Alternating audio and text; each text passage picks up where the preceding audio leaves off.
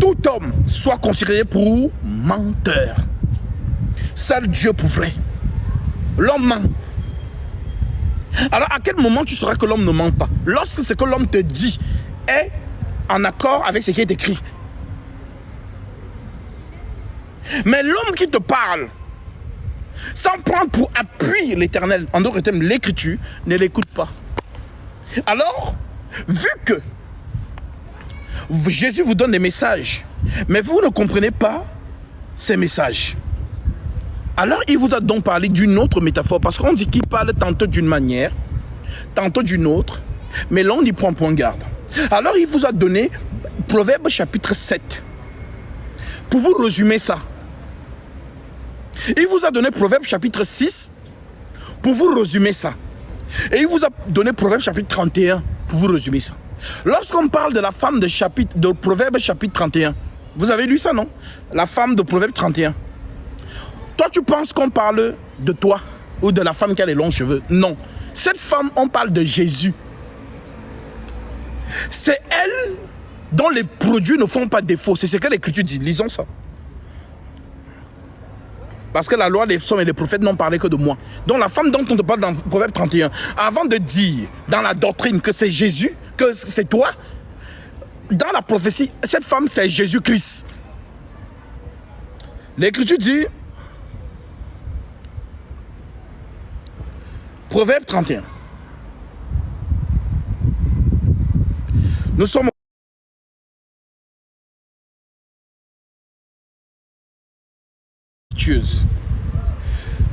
elle a bien plus de valeur que les perles. Le cœur de son mari a confiance en elle. Et les produits ne lui feront pas défaut. Elle est naturelle. Il n'y a pas de déguisement. La manière dont tu la vois la nuit, c'est comme ça qu'elle est le jour. C'est Jésus-Christ. Il n'est pas déguisé. C'est le vrai. Maintenant que tu as compris ça, lisons maintenant Proverbe 6 et tu vas comprendre.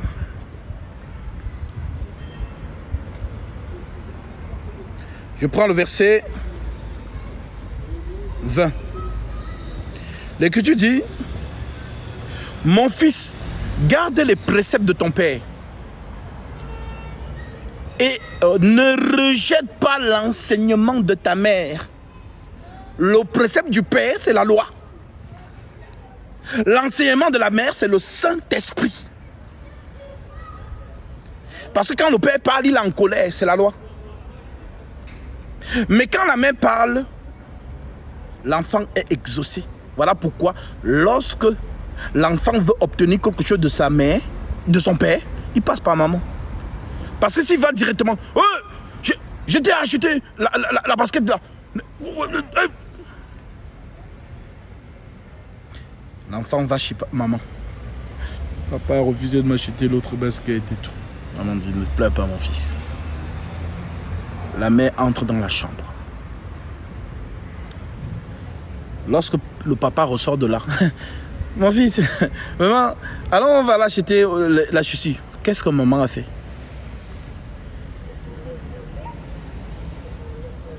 Le Saint-Esprit sonde tout, même les profondeurs de Dieu.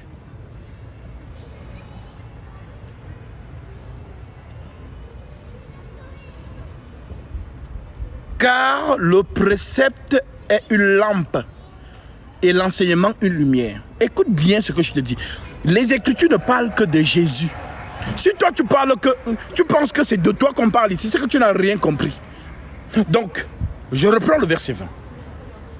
Mon fils, donc c'est de toi qu'on parle, garde les préceptes de ton père et ne rejette pas l'enseignement de ta mère.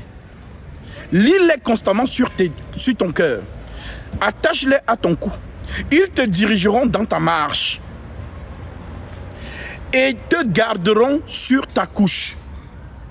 Ils te parleront à ton réveil. Verset 23. Car le précepte est une lampe et l'enseignement une lumière. Et les avertissements de la correction sont le chemin de la vie.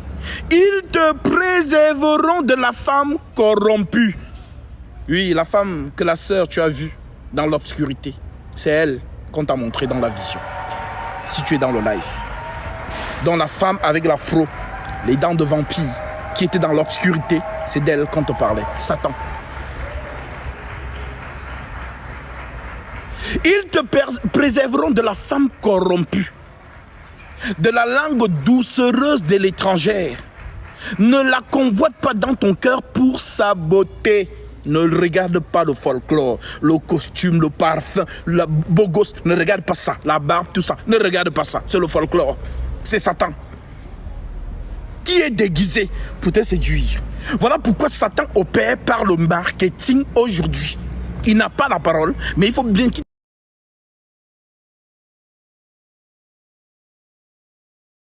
sur l'image, le marketing, les belles salles gigantesques, ornements et grands placements sur les murs, les chaises comme au cinéma, la clim, la partie de la chorale, ils sont tous vêtus de blanc, tu penses que ce sont des anges. La partie des musiciens, ils sont tous en blanc aussi. Les jeux de lumière, les micros, les caméras, le pianiste qui joue la mélodie en même temps. Je pense qu'aujourd'hui, tu as donc compris c'est quoi Satan. Mon frère,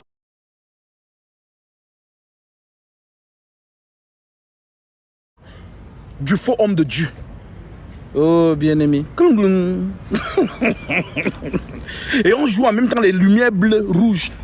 Donc toi, tu es là, tu te dis que l'onction, non, c'est la marmaille. C'est Satan.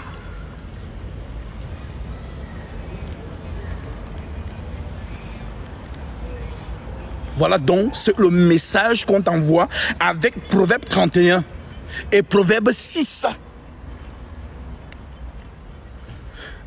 Car le précepte est une lumière et une lampe, et l'enseignement une lumière. Et les avertissements de la correction sont le chemin de la vie. Ils te préserveront de la femme corrompue, de la langue doucereuse de l'étranger. On dit qu'elle a la langue doucereuse. Et c'est ce que l'apôtre Paul reprend dans Romains chapitre 16 au verset 17, où il vous dit ceci. On revient dans Proverbe. Paul vous dit, Romains chapitre 16 verset 17. Paul vous dit, je vous exhorte frères, à prendre garde à ceux qui causent des divisions et des scandales au préjudice de l'enseignement que vous avez reçu. Et éloignez-vous d'eux, car de tels hommes ne servent point Christ notre Seigneur, mais leur propre ventre, et par des paroles douces et flatteuses, ils séduisent le cœur des simples. C'est Proverbe chapitre 6, verset 24 que Paul vous a dit. C'est merveilleux. Car le précepte est une lampe. Nous sommes toujours dans Proverbe 6, 24. Car le précepte est une lampe et l'enseignement une lumière. Et les avertissements de la correction sont le chemin de la vie. Ils te préserveront de la femme corrompue. Donc la femme corrompue dont on parle là, c'est Satan. Voilà pourquoi, humainement, quand une femme veut te séduire, elle s'y comporte comment? Elle va mettre ses atouts sexuels pour te séduire. Elle va mettre une robe moulante. Elle est tellement moulante que tu te dis... Tu commences à avoir chaud. Parfois même certains hommes sont tétanisés. Tu vois vraiment comme la robe moulante fait même ressortir, même la veine sort aussi. Tellement elle est moulante. Toi tu regardes ça, tu es mélangé dans ta tête. Ça dit même réfléchir, tu n'arrives plus. C'est là où la Bible dit fuis. Fuyez l'impudicité. On ne résiste pas. Là-bas, il n'y a pas que j'ai le Saint-Esprit. Je suis fort. Non. Même Joseph a fui la femme de Potiphar. Il faut fuir, mon frère. Fuis. Fuis. Si tu ne fuis pas, tu vas mougou jusqu'à 6 heures. Donc, elle va te servir ses atouts sexuels. Ses atouts naturels, le corps que Dieu lui a donné pour son futur mari, elle va te servir ça. Donc elle va mettre, donc tu vois comment la poitrine est bien chargée comme ça. Tu vois comment les cuisses, tout. Donc voilà, tu te restes comme ça, tu dis, vraiment. C'est là où Satan vient dans la conscience. Tu vois comment elle est belle, non? Est-ce que c'est interdit de dire qu'une femme est belle? Dis qu'elle est belle. Elle est belle. Voilà. Tu as vu et t'as regardé. Dis-lui bonjour. Est-ce que c'est interdit de dire dans les Écritures bonjour à quelqu'un? Non. Bonjour. Tu as vu, elle a répondu. Ça veut dire qu'elle veut que tu lui parles.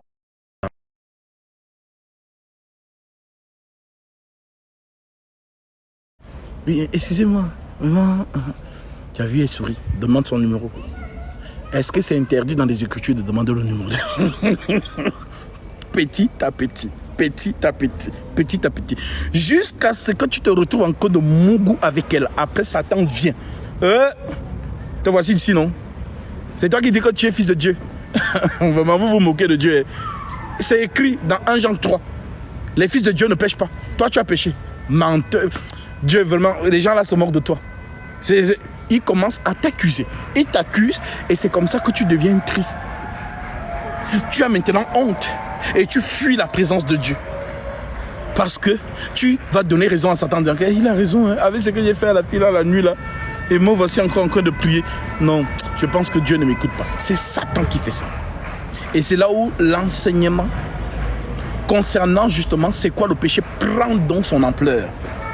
Pour que tu saches que l'ennemi sera toujours là pour te réclamer. L'ennemi sera toujours là pour créer des situations pour que ta foi s'éteigne. Mais lorsque tu es bien enseigné, ta foi résiste. Donc j'espère que tous les enseignements que je te donne là, tu n'oublies pas.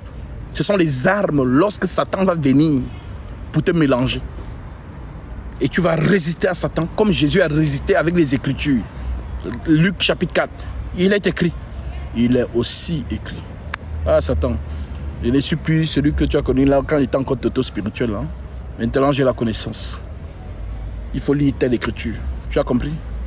Et c'est ça l'écriture qui dit, fuyez, résistez au diable et il fuira loin de vous. Mais comment on résiste au diable? Jésus a résisté à Satan comment? L'écriture. Il est écrit. Il est aussi écrit. Maintenant, toi, quand il est écrit, comme tu ne connais même pas les écritures. Satan a raison, hein, vraiment. Je me sens hypocrite.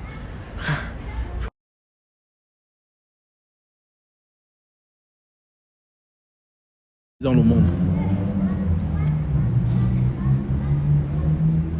Il faut connaître son ennemi. L'ennemi connaît les Écritures. Donc toi, tu dois connaître 2 fois plus. Alors, quand tu vois donc qu'on te dit dans Proverbe chapitre 6, l'Écriture continue en te disant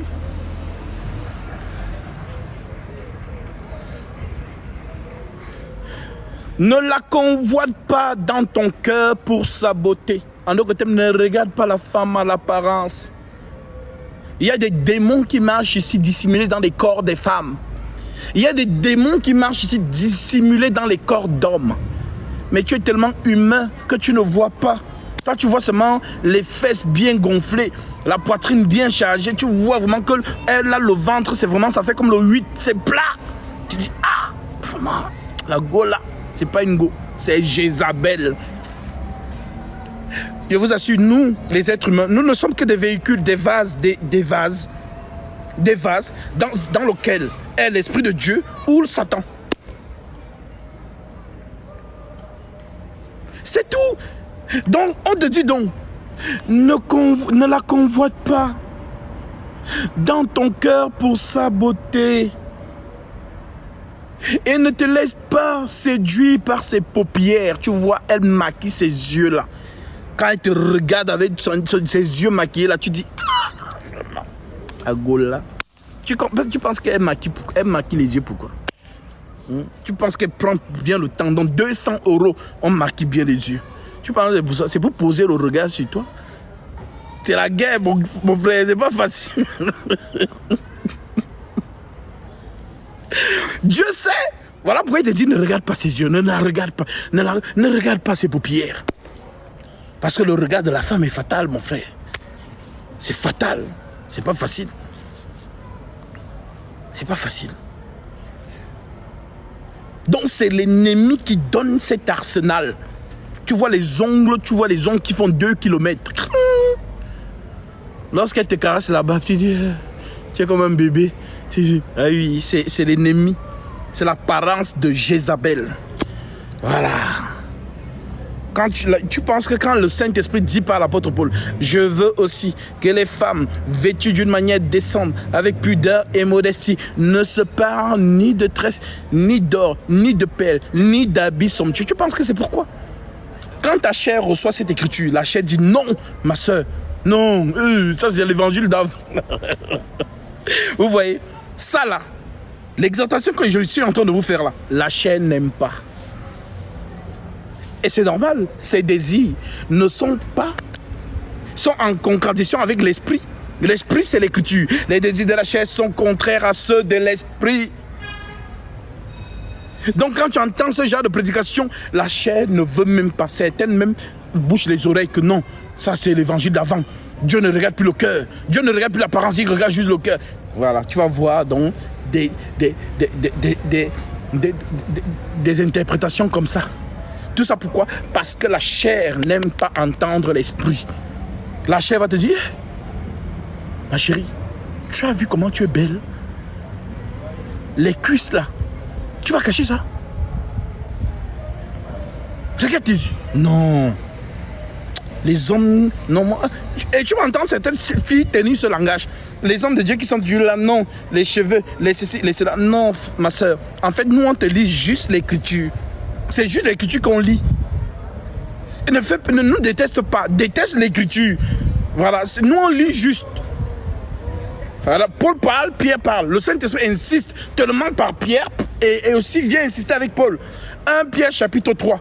1 Timothée chapitre 2. Lisons un peu les deux écritures là. Vous allez voir quelque chose. Avant de revenir dans Proverbe 6. Voilà. C'est bien. Hein?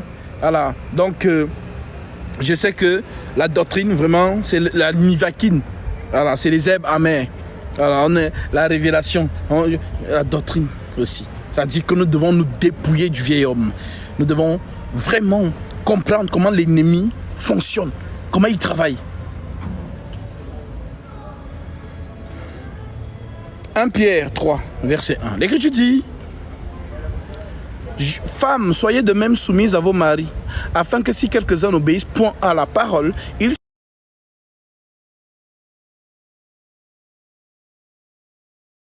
conduire de leurs femmes, en voyant votre manière de vivre chaste et réservée. Ayez non cette parure extérieure qui consiste dans les cheveux tressés, les ornements d'or, les habits qu'on revêt, mais la parure intérieure est cachée dans le cœur, la pureté incorruptible d'un esprit doux et paisible qui est d'un grand prix devant Dieu. Ainsi se paraît autrefois les saintes femmes qui espéraient en Dieu, soumises à leur mari, comme Sarah qui obéissait à Abraham et l'appelait son Seigneur. Donc vous voyez que l'Esprit Saint, à travers l'apôtre Pierre ici, encourage les sœurs en Christ à être dans la chasteté. Ne pas être dans une apparence extérieure. C'est l'Esprit Saint. Tellement il insiste, il va voir aussi Paul. Et il dit à travers Paul, 1 Timothée chapitre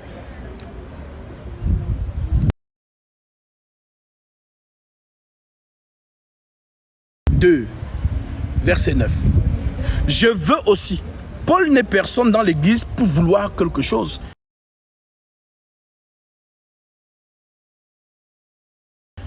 Donc si Paul dit je veux, c'est l'Esprit Saint, Jésus-Christ.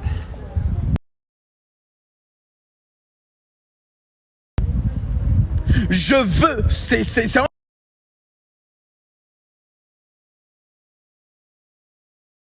veut dire, quand tu vois une femme mettre 600 € dans une greffe,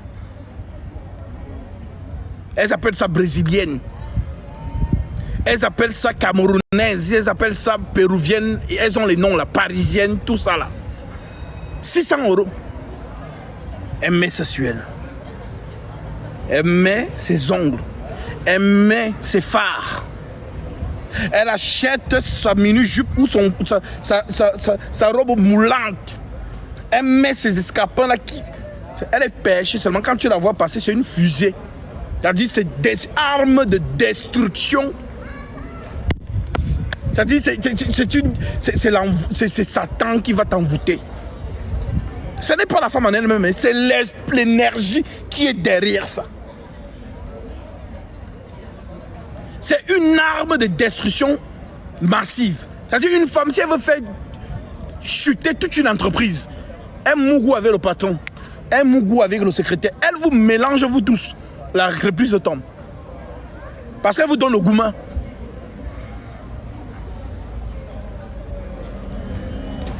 Si une femme veut mélanger toute une famille, pareil. Tu tentes, c'est ton père qui drague. Ton père ne va pas refuser, c'est un homme. Donc toi, tu penses que lui n'a pas les yeux pour voir aussi les femmes là. Lui aussi voit. C'est pas parce qu'il ne parle pas. C'est un homme.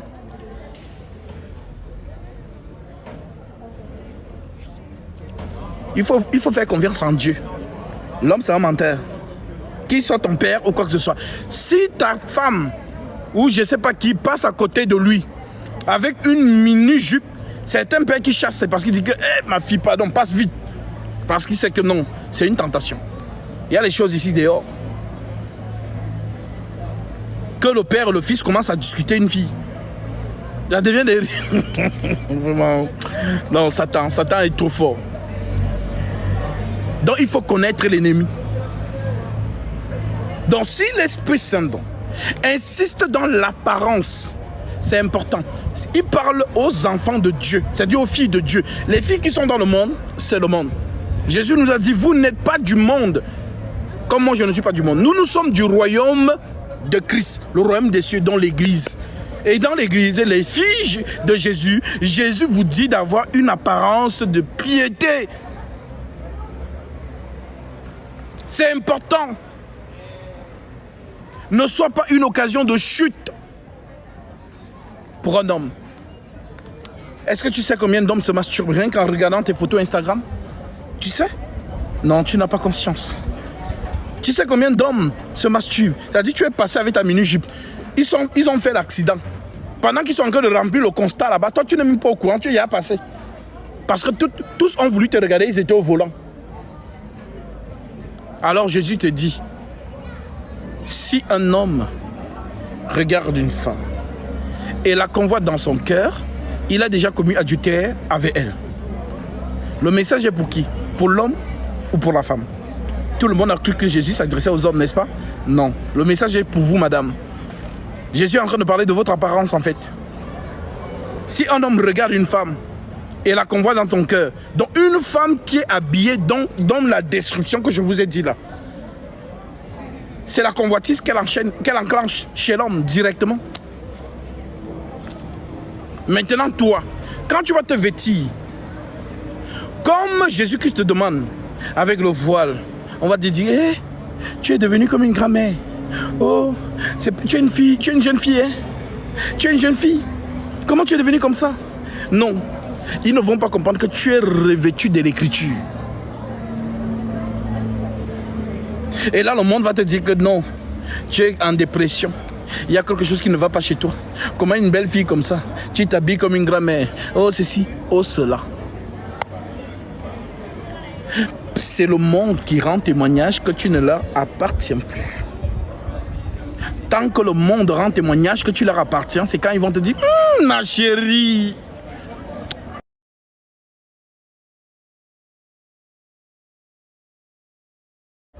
Vraiment. Non. Non, vraiment. Non. Même le chiffre S ne te peut pas. Tu es cambré, ma chérie, à 90. Là, vraiment, ça c'est la bonne chair, quoi, vraiment. Le monde rend témoignage que tu l'appartiens, parce que tu es une fille du monde. Le monde, Jésus dit, le monde aime ce qui est à lui. Je vous lis ça. Genèse, plutôt Jean, chapitre 15.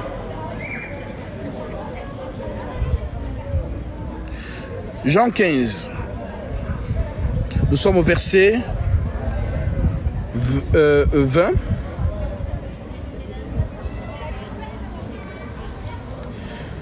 Je prends à partir du verset 18. Écoutez bien ce qu'il dit. Si le monde vous hait, sachez qu'il m'a haï avant vous. Si vous étiez du monde, le monde vous aimerait. Le monde aimerait ce qui est à lui. Donc le monde aime ce qui est à lui.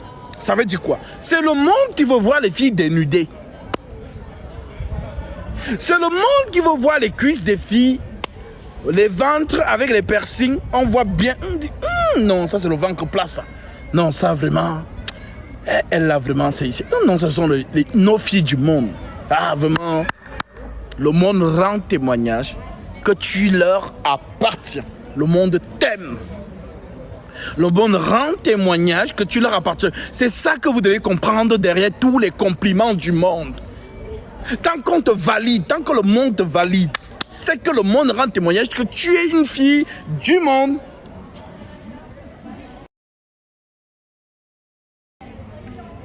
Mais dès lors que le même monde qui t'applaudissait commence maintenant à te rejeter, c'est le monde qui rend témoignage que tu ne leur appartiens plus. Et c'est là où tu vas comprendre que tu as vraiment revêtu Christ.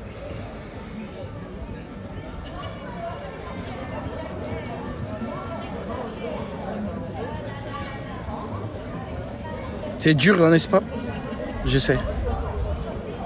C'est la chair. On dit que Dieu a condamné le péché dans la chair. Romains chapitre 8, verset 1. Il a condamné le péché dans la chair. Le péché est condamné dans la chair. Voilà pourquoi aucun homme ne peut l'adopter.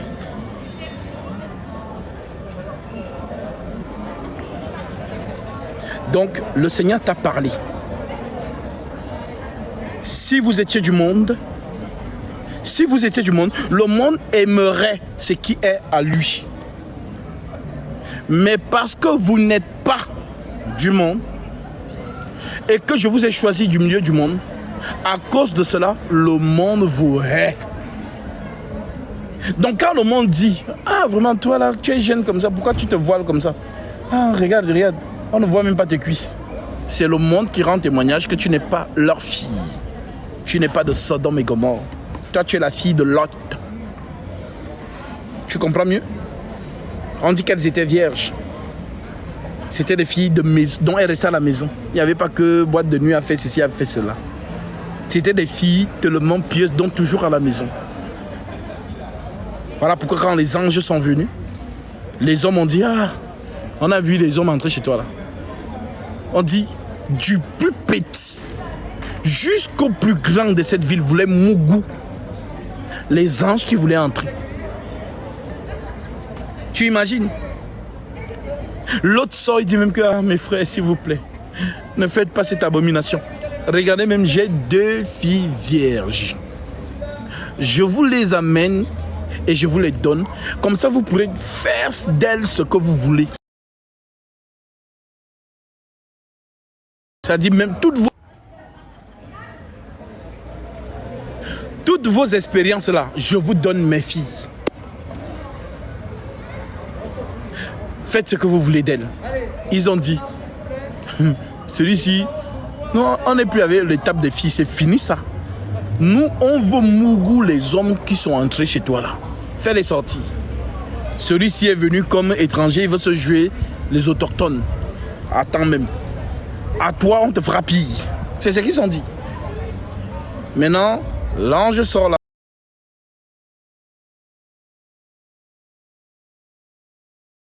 Ce peuple d'aveuglement.